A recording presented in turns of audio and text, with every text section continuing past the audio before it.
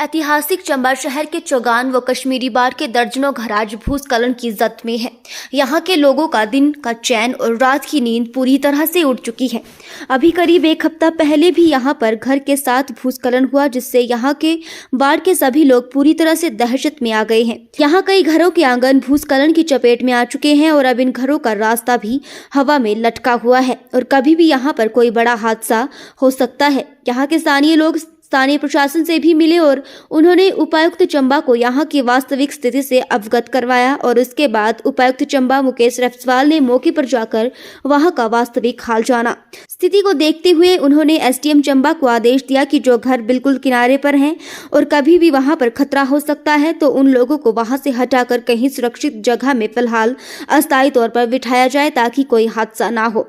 आपको बता दें कि ऐतिहासिक नगर चंबा का जो कश्मीरी बाड़ है, यहाँ पर चंबा नगर के ऐतिहासिक धरोहरें भी हैं, जिनमें ऐतिहासिक श्याम सिंह हॉस्पिटल, भूरी सिंह संग्रहालय, उपायुक्त आवास, सुनो व्यू, बाबा श्रीचंद का गुरुद्वारा, ऐतिहासिक दिल्ली गेट और हरि राय मंदिर जैसे बहुत से ऐसे ऐतिहासिक स्थल हैं जो इसी वार्ड में आते हैं। और अगर यहाँ भूस्खलन शुरू होता है तो ये सभी ऐतिहासिक धरोहरें इतिहास के पन्नों में दब कर रह जाएंगी।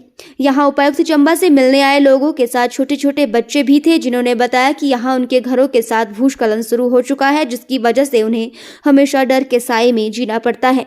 वहीं बाढ़ की महिलाओं ने बताया कि 6 महीने पहले भी यहाँ पर भूस्खलन हुआ था, जिसके बाद प्रशासन ने उन्हें यहाँ से हटाकर एक सराय में रखा, लेकिन कुछ ही दिनों बाद वहाँ उन्हें वापस मजबूरन अपने घरों में आना पड़ा।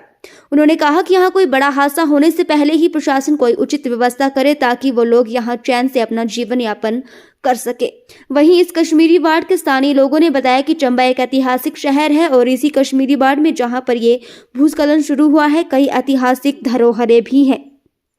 उन्होंने कहा कि सरकार को लोगों के जीवन के साथ साथ इन धरोहरों को भी बचाना चाहिए।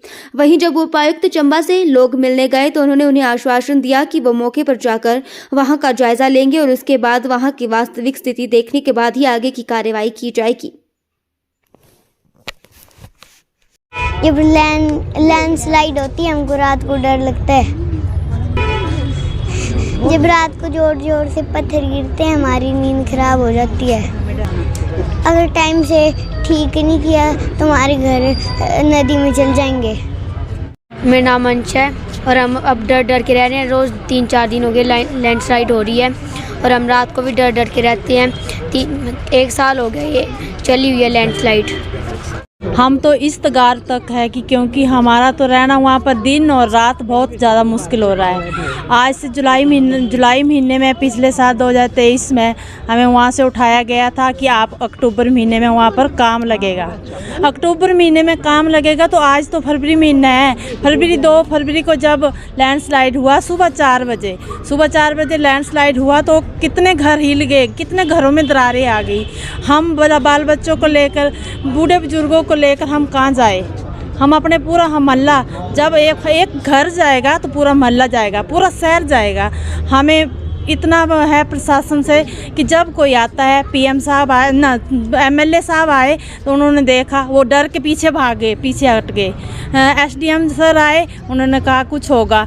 एमएलए सर आए, कुछ होगा। अक्टूबर महीने में होगा तो आज फरवरी महीना कब होगा? जब हम रावी नदी में पहुँच जाएंगे तब होगा। कब होगा ये? हम प्रशासन से यही चाहते हैं कि कब होगा, कब तक ये हम लड़ाई लड़ते रहे। पूरा शहर पूरा जाएगा इससे। हम जब जाएंगे तो पूरा शहर जाएगा। हम कहाँ जाए? हमारा घर बाल बच्चे कहाँ जाए?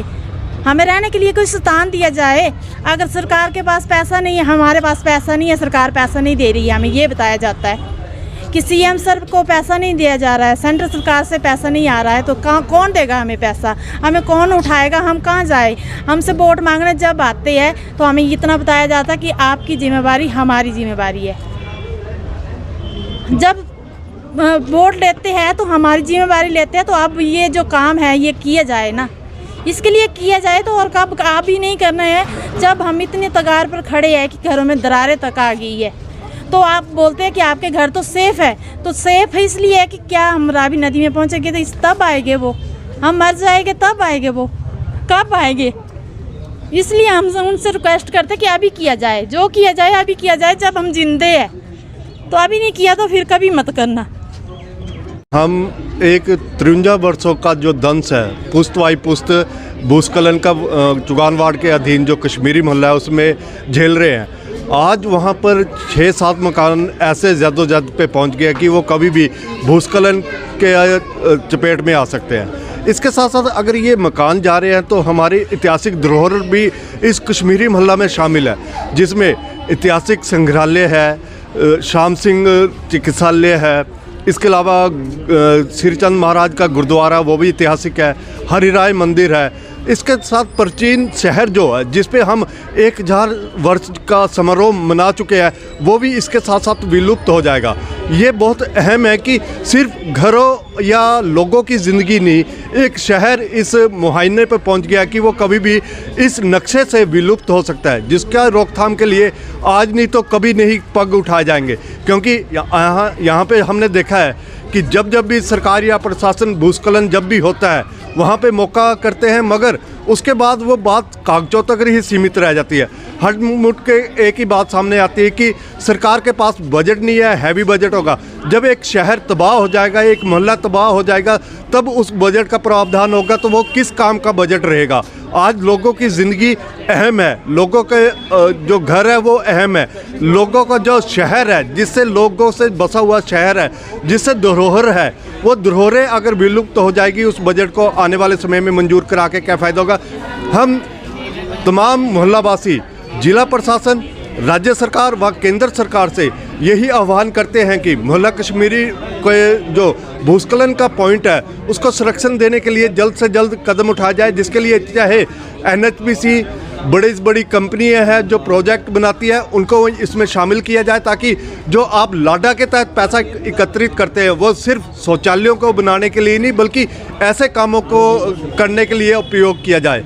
मेरी एक बार फिर अनुरोध रहेगा कि अगर इस दिशा में इस बार भी अगर कार्रवाई नहीं होती तो हम तमाम मोहल्लावासी धरने पे बैठने सहित लोकसभा चुनावों का बहिष्कार करने से गुरेज नहीं करेंगे, जिसके जिम्मेवार जिला प्रशासन से लेकर राज्य सरकार व केंद्र सरकार रहेगी।